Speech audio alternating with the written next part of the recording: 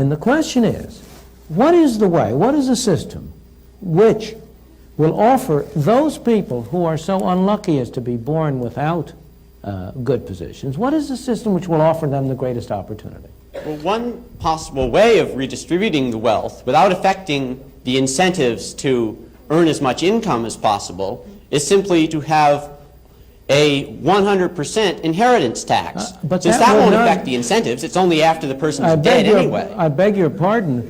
I'm afraid, I don't know the family you come from. I don't, but as you grow up, you will discover that this is really a family society and not an individual society. We tend to talk about an individualist society, but it really isn't. It's a family society. And the greatest incentives of all, the incentives that have really driven people on, have largely been the incentives of family creation, of family, of pursuing, of establishing their families on a decent system. What is the effect of 100% inheritance tax? The percent of an 100% inheritance tax is to encourage people to dissipate their wealth in high living. What's the harm in that?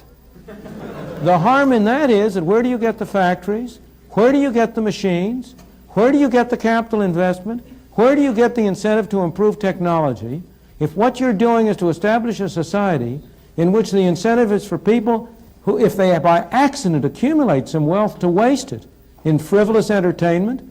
You know, the thing is that the thing that is amazing that people don't really recognize is the extent to which the market system has, in fact, encouraged people and enabled people to work hard and sacrifice in what I must confess I often regard as an irrational way for the benefit of their children. One of the most curious things to me in observation is that almost all people value the utility which their children will get from consumption higher than they value their own.